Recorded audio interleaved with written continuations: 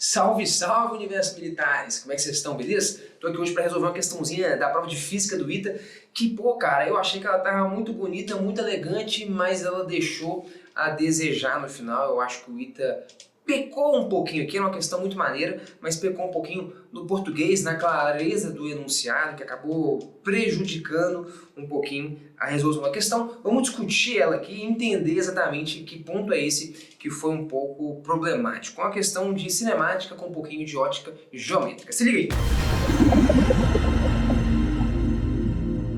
Uma fonte luminosa está presa ao teto de um recinto fechado, tá ela aqui, a uma altura Hzão do solo. Então tá aqui o Hzão, como mostra a figura.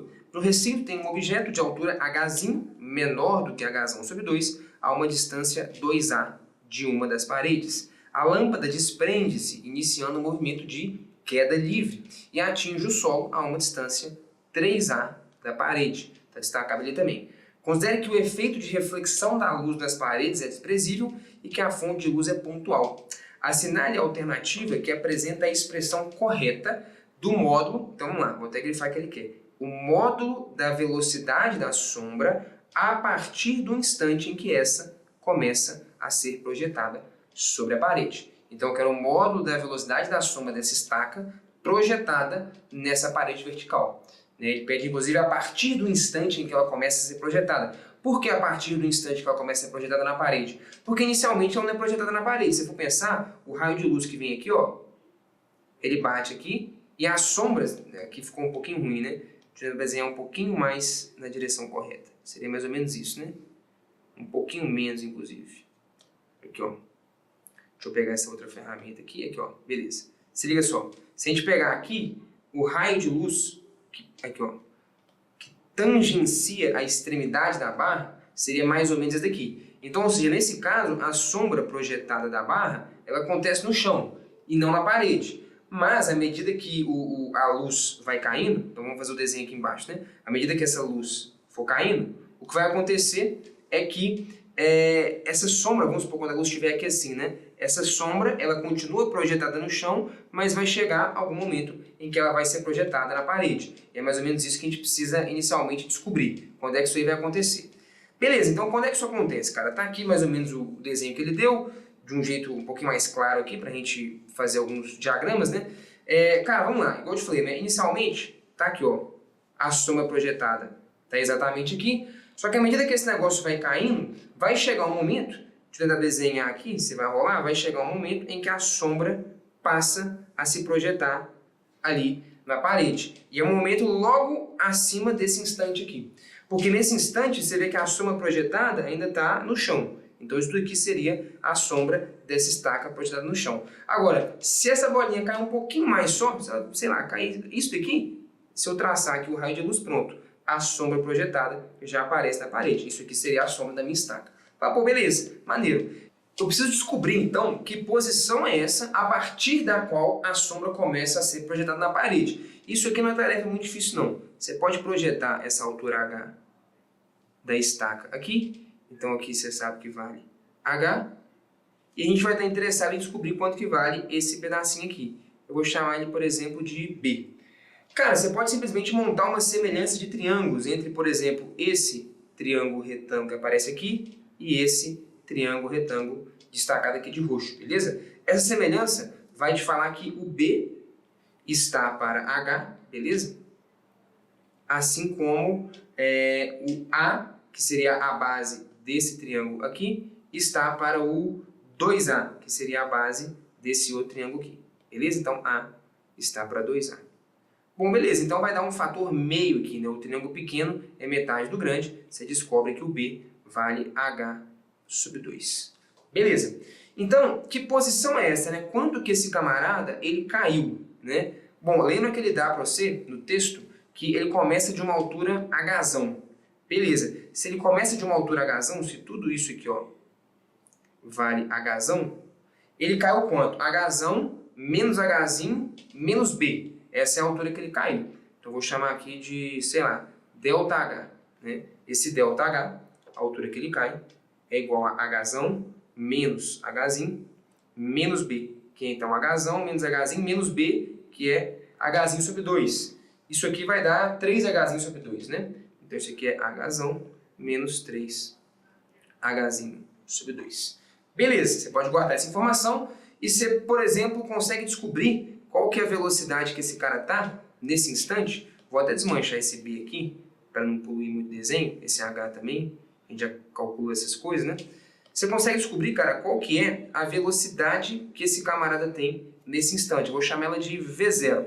Como que você poderia descobrir isso? Você pode usar conservação de energia, por exemplo, ou cinemática, queda livre e tal, o que você achar mais fácil. Vou utilizar, por exemplo, conservação de energia. Vou falar que o negócio tinha uma massa mg ΔH, que se converte em energia cinética, meio de m V0 ao quadrado. Beleza? Então, ΔH é o tanto que ele cai, então o tanto que ele perde energia potencial, isso vira energia cinética. Beleza? A massa da lâmpada, ela acaba sendo irrelevante, e daqui você descobre, então, que esse V0 ao quadrado é 2G ΔH, e como você tem o ΔH, tá ele aqui em cima, você consegue descobrir quem é o V0.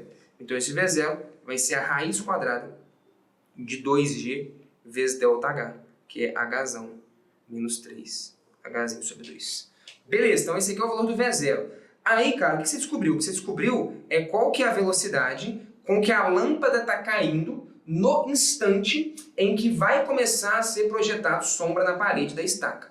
É isso. Só que vamos lá, essa lâmpada está num movimento acelerado. Daqui a pouco, por exemplo, sei lá, vamos dizer que ela veio parar aqui assim, beleza? Então sua lâmpada veio parar aqui assim. Cara, ela está mais depressa, você concorda ou não? Ela está andando cada vez mais rápido porque ela está num movimento acelerado, aceleração da gravidade e tal, queda livre. Como que seria, por exemplo, a sombra projetada da estaca na parede nesse instante? Seria isso aqui, ó. Eu ia traçar esse raio de luz, que faz isso, e chega mais ou menos aqui assim. Beleza? Então aqui, mais ou menos, eu jogar um pouquinho mais para frente, né? Eu teria que passar mais ou menos aqui assim. Isso, seria mais ou menos aqui. Aqui seria, então, agora, ó, a sombra projetada estaria aqui, e agora ela está ali. Então ela se deslocou desse tanto aqui. Beleza? Poderia chamar isso aqui de ΔY. Então esse aqui foi o deslocamento da sombra. E esse aqui foi o deslocamento da lâmpada. Beleza? Esse pedacinho aqui. E como é que você relaciona esses dois caras? Você pode também fazer uma semelhança de triângulos. São dois triângulos diferentes agora, tá? É esse triângulo aqui, de amarelo, beleza? E esse outro triângulo aqui, beleza? Esses dois triângulos também vão ser triângulos semelhantes. E a razão de semelhança deles também vai ser meio. Se for perceber, esse triângulo que aparece aqui, ó, a altura dele, relativa a essa base aqui, a altura dele vale A, beleza? Se você destaca esse triângulo que aparece aqui, a altura dele, relativo a essa base aqui, vale 2A. Então, ou seja, é o dobro daquele triângulo menor. Esse triângulo grande aqui, destacado de roxo, ele é 2 vezes maior. Seria 2 vezes maior? Por que esses triângulos são semelhantes, né? Porque isso aqui é paralelo a isso aqui. Bases paralelas, né? Então, enfim, esse ângulo vai ser igual a esse ângulo aqui e por aí vai. Então, eles têm os três ângulos iguais, são semelhantes, com razão de semelhança 2. O triângulo maior é 2 vezes maior do que o pequeno. Então, significa que esse ΔY, pela semelhança de triângulos, vai ser 2 vezes esse tamanho. Vou chamar esse tamanho aqui, sei lá, de ΔS, o deslocamento da lâmpada. Então, eu acabei de concluir, cara, que o ΔY é igual a 2 vezes o ΔS. Ou seja, o tanto que a sombra anda, esse ΔY é o tanto que a sombra projetada na parede vertical andou. O tanto que a sombra anda sempre é o dobro do tanto que a lâmpada cai. Beleza. Aí você fala, então a velocidade dela vai também sempre ser o dobro. Vai também, se você pensar assim, sei lá, divide por ΔT dos dois lados, ou para quem é mais formal, né, deriva em relação ao tempo. Se você tomar uma derivada em relação ao tempo, você vai concluir isso aqui. ΔY sobre ΔT, o tanto que a posição vertical da sombra muda, dividido pelo tempo, vai ser a velocidade da sombra, que é o que você quer descobrir. Ela vai ser 2 vezes a velocidade, ΔS sobre ΔT, né? É o tanto que a bolinha cai, o tanto que a lâmpada cai, dividido pelo tempo, seria a velocidade da lâmpada. Vou chamar de velocidade da lâmpada. Beleza. Só que qual é o problema, cara? O problema é que a velocidade da lâmpada, ela não é exatamente igual a isso aqui, não. A velocidade da lâmpada, ela varia com o tempo, né? Em cada instante de tempo, ela assume um valor diferente. Esse valor aqui, V0, ele é a velocidade da lâmpada nesse instante aqui. No instante em que vai se iniciar a projeção de sombra da estaca na parede. Mas a cada instante de tempo que eu desenho, eu vou até desenhar de propósito aqui, ó, chamar de velhinha. né? Depois de um certo tempo, quando a lâmpada cai um pouquinho mais, a velocidade dela fica maior. A velocidade dela depende do tempo. Depende do tempo como? Depende do tempo por uma equação linear do tempo desse tipo. V igual a V0 mais GT. V igual a V0 mais AT, um movimento uniformemente variado. Então, eu tendo aquele V0 que a gente já calculou, a velocidade dela no instante em que a projeção de sombra da parede vertical se inicia, se eu souber, basta eu inserir um instante de tempo que eu quiser aqui, e eu vou saber a velocidade instantânea da lâmpada caindo. Sabendo a velocidade instantânea da lâmpada caindo, eu sei a velocidade da sombra, que é o dobro. Mas, ou seja, você entendeu? A velocidade projetada da sombra, ela depende do tempo. Justamente por quê? Porque a gente acabou de descobrir que ela é o dobro da velocidade da lâmpada, e a velocidade da lâmpada depende do tempo. É um movimento acelerado, é um movimento de queda livre. Só que se você vai para as alternativas, você percebe que nenhuma alternativa depende do tempo. Todas as alternativas dependem só do quê? De G, Hzão e Hzinho, parâmetros fixos. Ou seja, ele está dando a entender que a velocidade da sombra ela é constante, mas ela não é.